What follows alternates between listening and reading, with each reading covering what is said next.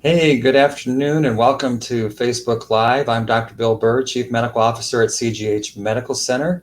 Glad you could join us today on March 18th, 2021. Hey, I have with me today Sherry DeWalt. Hi, Sherry. Hi, Dr. Bird. So Sherry is our Growing Healthy Series coordinator. And as always, when we have these Growing Healthy series for the month, I'm gonna hand this over to Sherry for a few minutes just to talk about the Growing Healthy series and what about this month's topic. And then I will pop back after that and we'll talk COVID and then we'll talk about a field trip. So until then, Sherry, it's all yours. Right. So today's program, this is really exciting to get our behavioral health unit up and running. Even before COVID, we saw so many issues in our community and really the whole United States with mental health issues. And the Health Foundation is really happy to be able to contribute to the actual behavioral health unit. We did a donation of $10,000.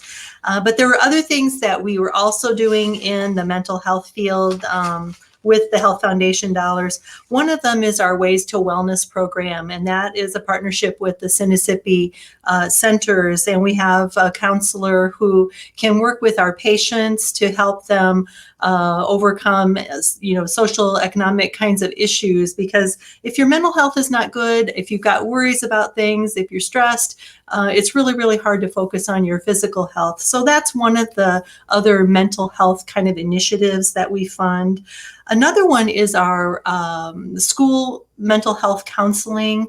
We fund counselors in the schools in Sterling, Rock Falls, Milledgeville, and Polo, again, in partnership with the Mississippi centers. And so that students can get some help with that, with any problems that they might be having. And kind of along with that is our Be Calm helpline. And that is just a free service that you can call and talk to a counselor if you just have things that you need to discuss with and get over. So those are kind of some of the other ways that the Health Foundation uses your contributions to support the health in the Sauk Valley area, specifically our mental health. And so we'll be excited to see the tour that Dr. Bird is going to do of the new behavioral health system. Next month's program is going to be on April 8th, and that will be with our providers, Teresa Heron and Jackie Grieve, from our respiratory health, and they're going to be talking about respiratory symptoms. How do we know if it's an allergy or a cold or COVID or what? And so that program will be on April 8th, again, here on Facebook Live. I'll turn it back to Dr. Bird now. Hey, thanks, Sherry. Great information. Appreciate it. Appreciate the foundation, all the work that they do to support the work here at the hospital, trying to do the best we can to take care of our community. So I want to talk COVID a little bit, and then we'll go into our field trip in the behavioral health unit. So let's talk COVID, and I have some numbers I wanted to share with you. First of all, a little more concerning information. In the last week, we've had, this is the first week, the health department does every week, they say how many cases we've had. This is the first week in at least over a month where we've had more cases this week than we had the preceding week. I think it's probably some combination of variants as well as some behavior that is, a few more things are opened up that are contributing to these increased numbers. So nothing to be, I don't say that for people to be afraid. I think, once again, if those of you who are watching, do the right things when you're out and about, make sure you're always wearing a mask. Make sure that when you put yourself in social situations, that you keep 6 foot apart and all those type of things that help to keep people safe. And just act upon that knowledge. For the vast majority of folks, you'll be just fine. But it's just a wake-up call that, it doesn't take much for things to kind of flame up a little bit, spark up, if you will. And these variants, as we've talked about, are definitely something that can affect this. So anyhow, that's a bit of a sobering piece of information that we're just watching. Our Illinois deaths are at 20,988 as of yesterday. So, you can do the math that there's 12.7 million Illinoisans. A lot of folks have passed away as a result of this. But I want to talk about some things that I think are looking promising. So first of all, in terms of vaccinations, the state has given now in Illinois 4,283,487 vaccines as of yesterday. I think actually it was midnight Tuesday. That's a rolling 7-day average right now of 102,223. So that's perked up in terms of what the rolling day average has become. And here at the hospital, we are this week giving 400 vaccines for first dose vaccines. We're doing that today. And we're doing 73 plus in terms of how old of folks we're doing those vaccinations for. We anticipate next week doing 450 first-time doses and 139 second doses here at the hospital. Just to give you some sense of that, I want to be transparent in terms of our numbers. Right now, in terms of if you were to have a list, we're going from oldest to youngest in our list. 85 plus, we have 26 people still need to be vaccinated on our wait list. 80 to 85, 32 people. 75 to 79, 75 people. 70 to 74, 874 people, and 65 to 69, 1,904 people. So I just kind of did some rough numbers, and based upon that, we should definitely be down in the 70 to 74 range when we do our vaccine clinic next week. Once again, we're not the only folks in the area giving vaccinations. And so I encourage all of you watching this to make sure you're on the health department. You get signed up to their links to get information about when vaccines are available. I strongly encourage you to get on vaccinefinder.org and see, because at least when I've typed into that one, just to I'm curious about where we're at with that. There definitely are pharmacies in the area that say that they have vaccine in stock, and you have to qualify. You have to be the right age and everything like that to get the vaccine. But that's another way we just want as many people as possible to get the vaccines. We're more than willing to do it if we get the vaccines to give the vaccines, but we just want folks to get them wherever they're going to get them at. So please take use of that. I think when I mentioned that we have those type of numbers that we have 1,000 in the 70 to 74 category. What we're finding now, though, when we call folks and say, "Hey, do you want a vaccine?" We have one for upcoming for next week. More and more folks have found ways to get the vaccine at the health department or at local pharmacies. So I'm thrilled by that. We're so happy that that's happening.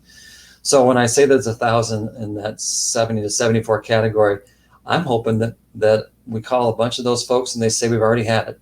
And so we can really go down that list quickly and get even to the 60 to 65 to 69 category.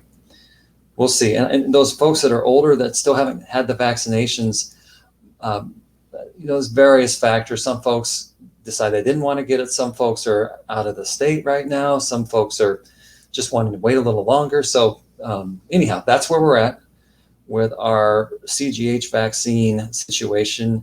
And in the area, that's where we're at in terms of vaccinations. Actually, Rachel Green, one of our marketing folks, was just talking to me. She was on the governor's press conference today, and it's actually some pretty encouraging information. So let me share that with you. So what the plan is right now is that he is planning on April 12th to open up vaccination to all adults all people over the age of 16 here in the state of Illinois. That's not too long from now, a little less than a month. Yeah, a little less than a month. And that's great, because that means anyone who wants to get a shot will be able to get a shot. Obviously, here at the hospital, we'll be communicating with you between now and then in terms of how many vaccines we've given, how many folks we have in different categories, and how we're going to do that process as we get closer to that date. a lot will change in terms of the amount of vaccine that's available between now and then, is what it sounds like. So that's really encouraging. The other thing that the governor said that I'll share with you is that to get to the bridge phase, we have a couple parameters that have to happen. First of all, for long-term, for seniors, which incorporate, I'm certain long-term care facilities, and I'm not sure how he defined this. I need to find a little more about it, but I suspect it's the 65 plus category, that we need to have 70% of those folks vaccinated. And right now we're at 58%. So between now and that, when we would get to a bridge phase, we need to get from 58% to 70% of our seniors vaccinated. And then for first time vaccinations for folks 16 plus, we need to be at 50% of those of our folks have been vaccinated. And right now we're at 28%.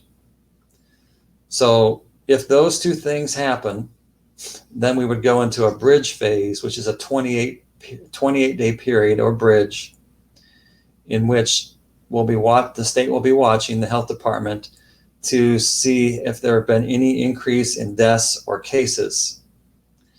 If there are not, then the governor would open the state up to phase 5, which is pretty much open in terms of activity in the state of Illinois, with the caveat that he's not going to change the masking requirements until the CDC says that's okay.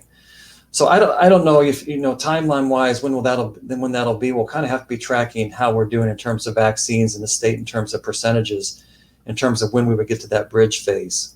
But that's encouraging. That to me is a light at the end of the tunnel. What it also says to me is, as I've been saying for a while, encourage your family, encourage your friends. For you, when you have an opportunity to get vaccinated, please do.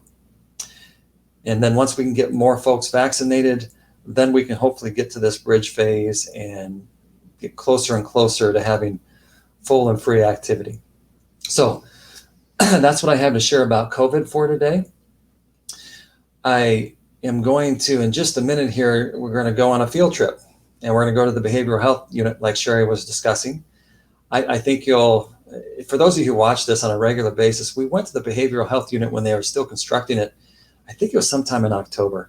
So I think for those of you who watch it in October, you're going to be shocked by how well it's come together and it's done.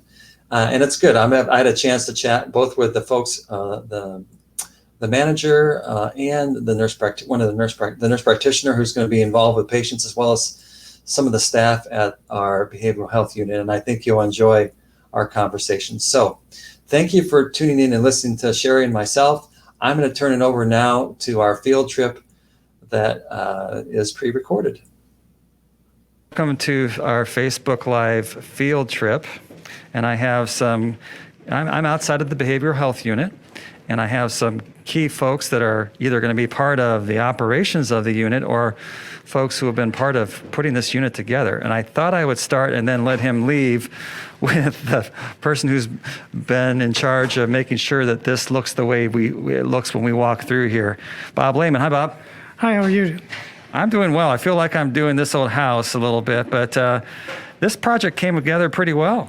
Came together real well. I got a group of very good, talented men, so they stayed after the challenge and turned out well. Yeah, I can't remember. Did I come and take a look at this like in October, maybe? You did, when we were still under real big construction at that time. The walls were not up and were just starting to go up. So, yeah, a lot's happened in the last few months. Yeah. So my understanding is the state came through here yesterday, and we're waiting for that. But otherwise, things look like it's all good to go. Yeah, everything's ready to go. They had a few minor things that we had to look at, but nothing that's going to hold up occupancy. So hopefully on Tuesday, we'll get the letter that says we can occupy when we're ready. So great. We should be good to go. Great. Hey, Bob, thanks for your good work, for your team's good work. And I just wanted to say thank to you live on Facebook so people can hear how much we appreciate the work that your team's done. Well, thank you. Okay. All right, Bob. Thank you. Thank you. And now there were three of us. Bob has left us. Well, we're going to have to make do without him. I have a couple of key people that are part of this behavioral health unit.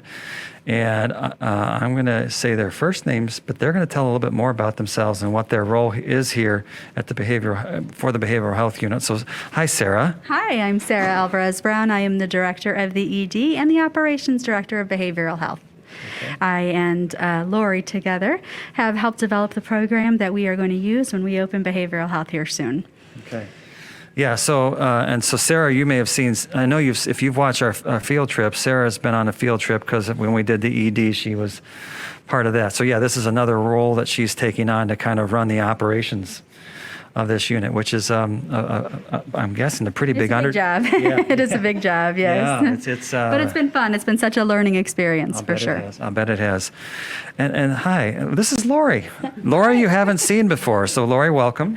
Thank you. Tell us a little bit about yourself. Well, I'm Lori Mosted. I'm a psychiatric nurse practitioner, and I'm also the clinical director for the behavioral health unit.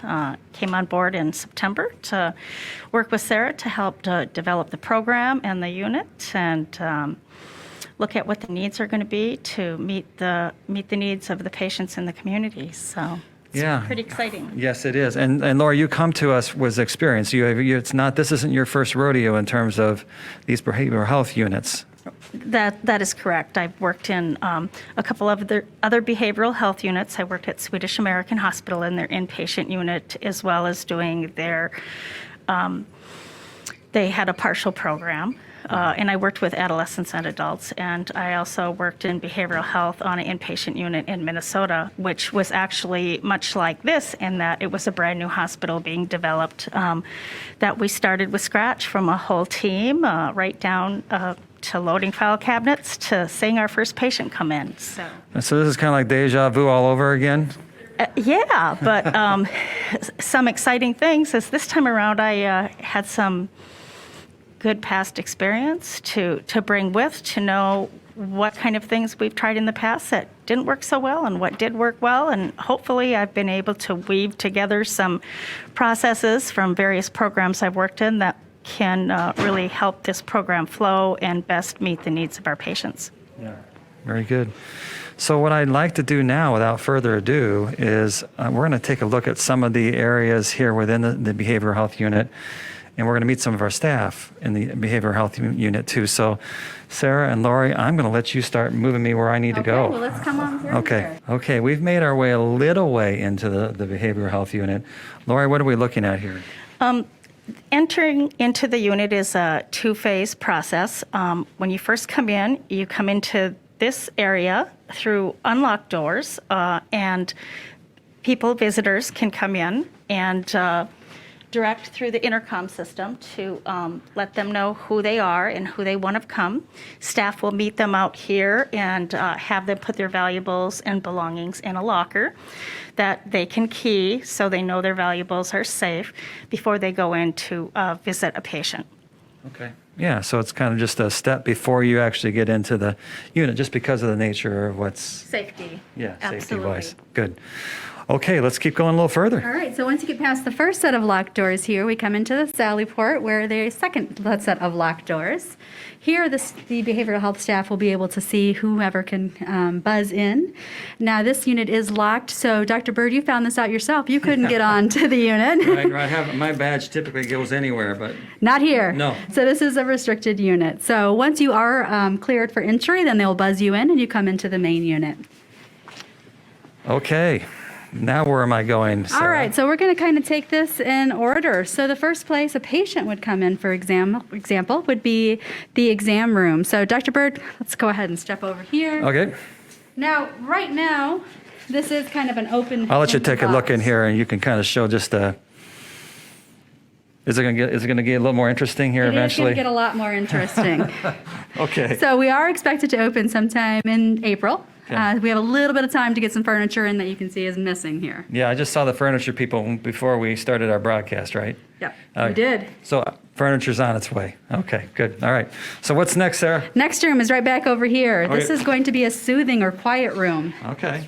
Well, here's a soothing individual. Hi, Manuel. Hello. Good to see you. Good to see you. Okay, so tell me about this Manuel. Dr. Bird. Yeah, so Manuel, you're an RN here at CGH. Yes. Okay, and what got you interested in wanting to work in a behavioral health unit? Well, my main focus is always patient care, and I think with behavioral health unit, I can really get to know the patient, and my hope is that I can in some way help them. Yeah, I'm sure you'll be able to. So tell me about this room. So this is Come on a in, sensory room. When a patient is getting what we would call ramped up or anxious, Yeah. they can ask to come to this sensory room.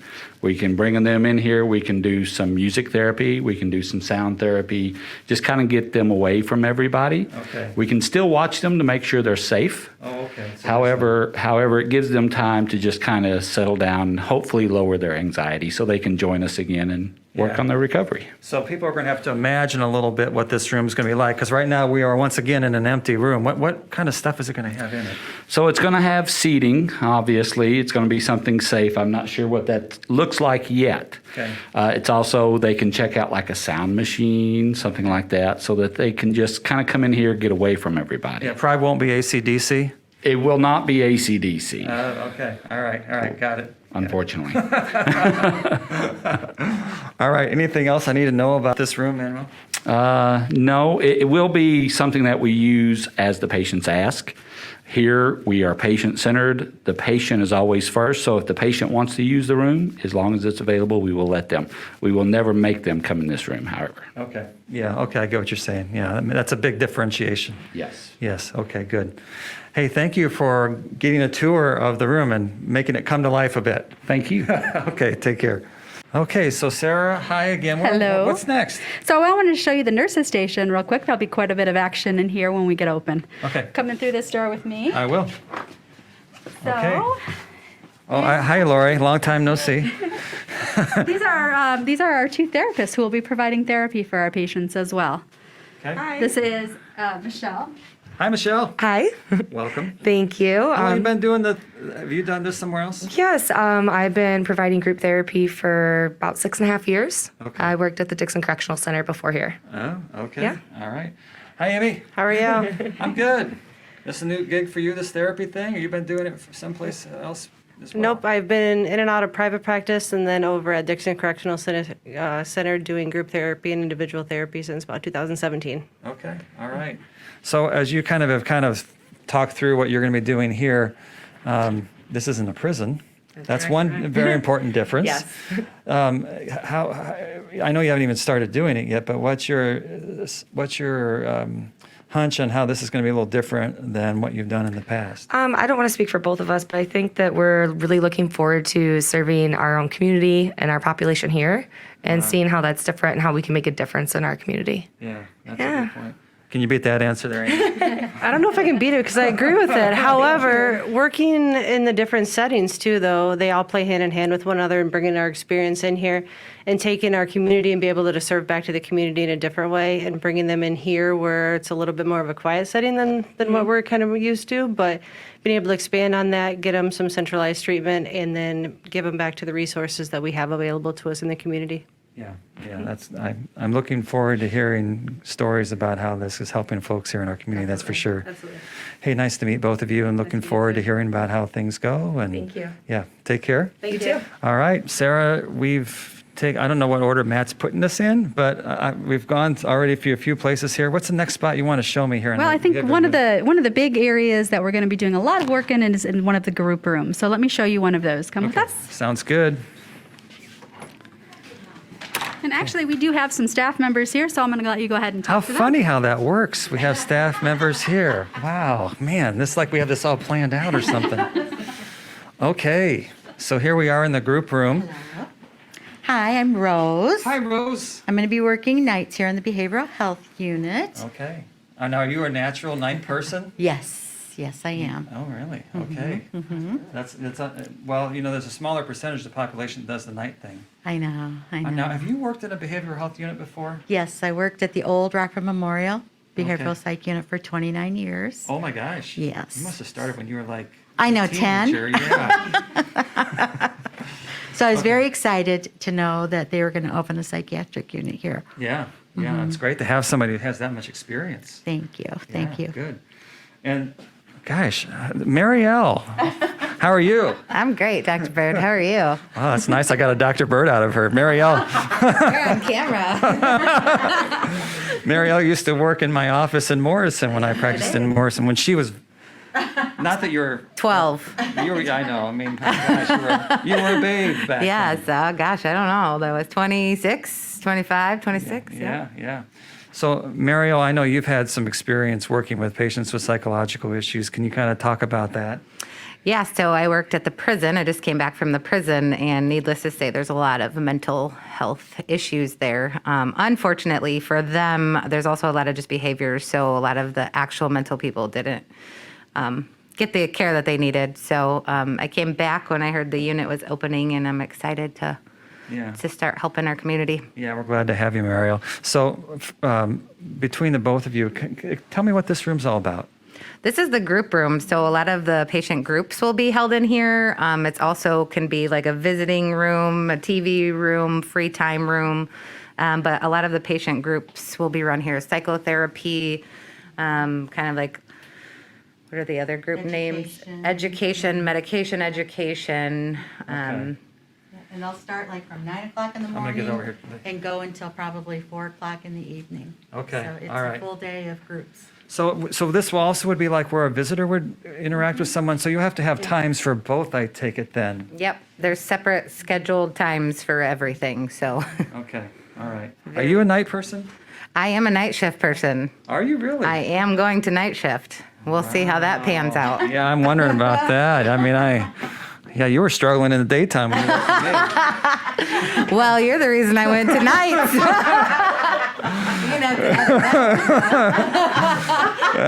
No, we're going to keep that. All right, hey ladies, good talking with you. All right, take care. All right, bye.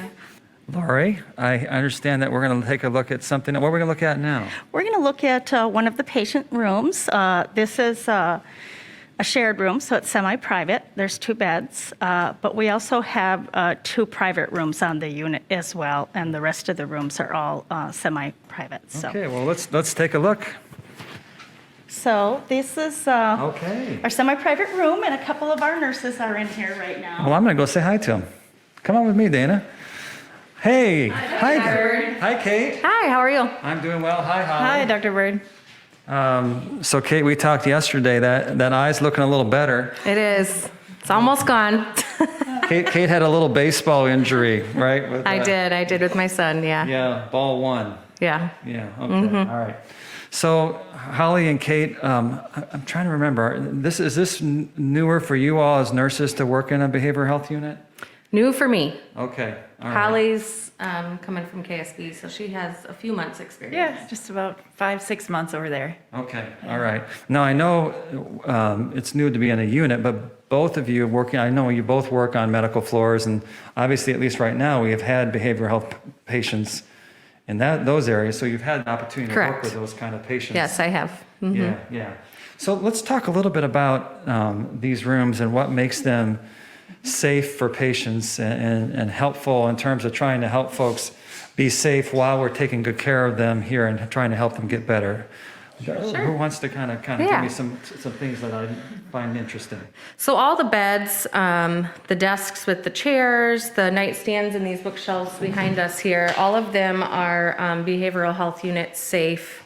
They're very, very heavy, so they're very hard to move. They're ligature resistant. The I'm material, going to stop you there. When you say ligature resistant, what's the layman's terms for that? patients are not able to hurt themselves. Okay, they can't, yeah. So that's Yeah. always been an issue Yep. in these kind of units. Yeah. What else, They Kate? kind of remind me of like the little Tykes, furniture that you'll buy for your child. Yeah. That's kind of the material that they are, so. Yeah, and they don't have a lot of sharp edges. No sharp edges. Are Everything's the smooth. Are the mattresses themselves heavy, or is it more just the plastic? Mainly bed? just the bed. Okay. I don't think, the mattresses are, Okay. yeah, they're not too heavy. Okay. So, All right. Yeah. What else would be unique about this room? Something else we really like is every patient room has a very large window, Yeah. so they get a lot of natural light. The lights in the room are dimmable, so there's a lot of customization of how high you have the lights. There's a little night light on the wall. It looks like these lights have it's harder to get at them type of thing too. Yep. So even the ceiling, it's very resistant to anyone tampering with it. Hard to get into any of that for safety reasons. Sure. I love this picture here. Tell me about that. Yeah. So that's another thing that's great on our unit. It's not always the case in behavioral health that we have our own bathrooms in every room. So this door is magnetic. The whole thing comes off. Like that. Oh, hey, how about that? All right, nice. So they all have their own unique scene on it, kind of an artwork, photography. Yeah, I've walked through and I noticed, they're not all the same. No, every room's different. What's your favorite? I actually haven't looked at all of them. I have to go around and look and choose my favorite. Okay. Yeah, so each bathroom has their own shower, toilet, everything's safety oriented. Yeah, The plumbing is all in the wall, so nothing is accessible. And it looks like the shower is the same way, where it's kind of like it's magnetic and it opens up that way too. Same thing. Okay, all right. Yeah, there Dana's doing her thing. She's looking around there. Okay, so yeah, I mean, looks like if you needed some help, you could get it, and you're also not gonna. There's just a lot less things you could get into than a regular hospital room. Mm-hmm. Yeah, good. All right. Well, hey, Kate, thank you for showing me some odds and ends here. Same for you, Holly. Thank you. Yeah, good talking with you. And I'm going to find my way back to Sarah and Lori, okay? Sounds All right, good. okay, take care. Okay, so I'm back here with Sarah, and I just wanted, Dana's going to pan out in just a minute, kind of down the hallway here, and kind of for the folks who are on listening and watching, what are they seeing as they look down the hallway, Sarah, and then as they look over at this nurse's station? Okay, so what Dana is going to show you is down the hallway. So you'll have patient rooms behind us and a couple of patient rooms to the right and to the left down the hallway. There's also a variety of storage rooms.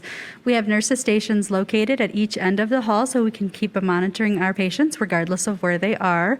See the nurses' station there? This is a very pretty unit, as we talked to Bob about before. Yeah. And then if you look all the way down the hall, it's the door you came in. Yeah, okay. Yeah, just so all of you get some orientation on how it's all laid out. So very good, thank you. You're very welcome. What I wanted to do now, we've done the tour and taken a look around, but I wanted to take just a few minutes to ask Lori and Sarah some questions about just the day-to-day and some bigger picture stuff here with the unit. So, and I'll let whoever wants to take the answers, questions can do that, but what's our current timeline of getting things up and going? Who wants to take that question? I'll take that question. Okay. We are hoping to open up sometime in the month of April. So everything is progressing quite nicely. Could be as soon as early April, but we like to leave ourselves a little wiggle room. Okay, so somewhere in that April range is where we're thinking 4 to 6 weeks from today. Okay, great. So Lori, what ages of patients will we be taking care of here on this behavioral health unit? We'll be taking patients from 18 years old on upwards. We may see patients in their 60s, 70s, and 80s who may have behavioral health issues. And as long as that's what we're treating, although we won't be taking patients if their primary diagnosis is a dementia, because patients have to be able to actively participate in the planning. Yeah, that makes sense. I get that. So that leads me to the one of my next questions was, and I'm going to give this one to you, Sarah. What are the patients that we're comfortable? Are there any patients that we wouldn't be comfortable accepting besides the ones that Lori mentioned, dementia? Anything else that would be? Yes, there are. So obviously we won't be taking the pediatric patients because it is an adults-only unit. Right. But patients who have severe medical complexities as well. For example, we don't have any medical gases on the unit. So if somebody needed to be oxygen dependent, that could cause an issue. Kind of is going to be patient-specific, but if their medical needs are quite acute, they won't be able to participate in therapy as much as we would need them to for this program. Okay, got it. How about, I'm going to throw this one back to you, to Sarah. How about if someone at another hospital would have psychiatric issues, are we taking transfers from other hospitals if we need to? So right when we open, we probably won't. We're going to need a minute to get our feet under ourselves. But yes, that is our intent, and our goal is that we will be able to service the wide region of our local area. Good, good. And I'm sure you both had conversations about coordinating care between this inpatient side of things and patients who are then going to go out of the hospital and return to their mental health providers in the community, such as Whiteside County Health Department, Mississippi. Where are you at in terms of your discussions and how you envision that flowing, Lori?